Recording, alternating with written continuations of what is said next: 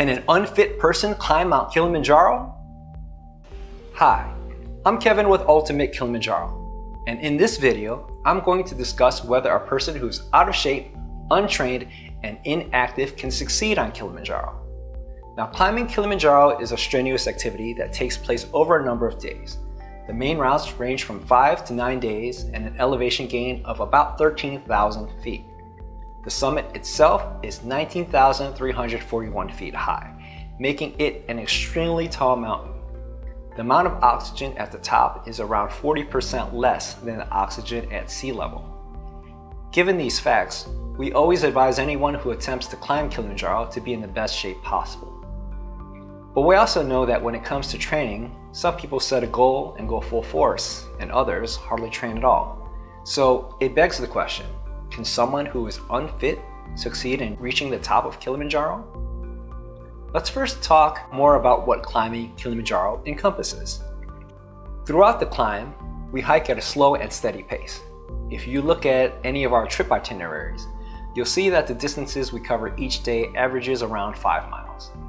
The time on the trail, including lunch and rest breaks, averages around 6 hours per day.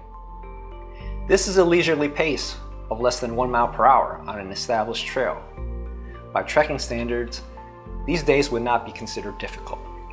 Given these short distances and timeframes, it's certainly possible that an unfit, untrained person could climb Kilimanjaro. But make no mistake, with every day, the body is undergoing more wear and tear. And if you're not recovering, then this accumulation of activity can start to take its toll. At the same time, you're going higher and higher, which makes the hikes harder and harder. This brings us to the summit attempt. The day before the summit, climbers eat an early dinner and try to get some sleep. The key word here is try, because at this elevation, it's hard to sleep well, especially at 6 p.m. with the excitement of the summit looming ahead. Around 11 p.m., the climbers get up and get dressed, eat a quick breakfast, and we normally hit the trail around midnight. So it's safe to say that most people start the summit attempt while sleep deprived and already tired. The hike to the summit typically takes 6 to 8 hours, but for slower people, this can take 8 to 10 hours. And unlike the other day hikes, this stretch is steeper and longer. The ascent to the summit has an elevation gain of around 4,000 feet. After reaching the summit, there's a long, hard descent down to 10,000 feet, which takes 4 to 6 hours normally, but it could be as long as 10 hours. So to recap, we're going from high camp at 15,000 feet to the summit at 19,341 feet, and then descending down to 10,000 feet. All in all, a 4,000 foot gain followed by a 9,000 foot descent. The typical time frame for this is between 10 to 14 hours on the trail, but it can easily be much longer for those who are struggling. 16 to 18 hours on the trail isn't all that uncommon. As you can see, this is an exhausting day. It's what makes climbing Kilimanjaro a real challenge.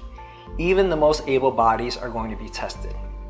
The likelihood of an unfit person being able to complete this part of the hike, while not impossible, it's not high either. What we see are people who use every bit of will and energy to make it to the top, and then run out of gas on their way down. The descent isn't easy either. It's pretty brutal on your knees, and in some cases we've had to carry people down in a stretcher. Now, let's consider the effect of altitude. The main obstacle that prevents people from reaching the top is not, I repeat, is not the physical aspect of hiking. It's the inability to acclimatize.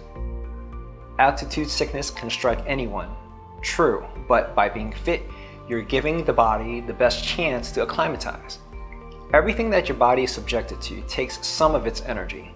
The act of hiking, carrying a pack, consuming different food and water, sleeping in a tent, the different time zone, all these stressors can impair the body. Ideally, we want to minimize these other factors so the body can focus on the one big stressor that's most likely to end your climb, the altitude. While some factors like the weather are out of your control, Training your body and mind is totally within your control. By being fit, your muscles will recover easier from each successive day on the mountain, your cardiovascular system uses oxygen more efficiently, you're mentally stronger and can push through when doubts arise. By being fit, you're clearing away potential variables that can impede your success and allowing your body to focus on acclimatization. So, we've talked about the typical day hikes, the summit attempts, and the role of fitness as it pertains to acclimatization. But people want to know, how fit do you have to be to climb Kilimanjaro? Unfortunately, there's no definitive answer to this question. It's impossible for us to say, if you can do this, then you can climb Kilimanjaro. Everyone is different. Some people seem to excel, whereas others struggle with or without training. The best advice is for you to put an honest effort into training and to show up in the best possible shape. This way, you'll know you've done everything you could to prepare, and the rest is up to fate. A nonchalant attitude about climbing Kilimanjaro can get you into trouble or worse. So please don't show up untrained and unconcerned. The mountain claims lives every year. It's careless, irresponsible, and disrespectful to take it lightly. It's generally said that anyone with a reasonable degree of fitness can climb Kilimanjaro, and for the most part, that's true, provided that they can acclimatize well. We recommend training for at least 2 months prior to coming to Tanzania. If you're already in hiking shape, great, but if you're lacking fitness, start training earlier. Climbing Kilimanjaro certainly has its risks, but by being fit, you give yourself the best chance of climbing safely and successfully.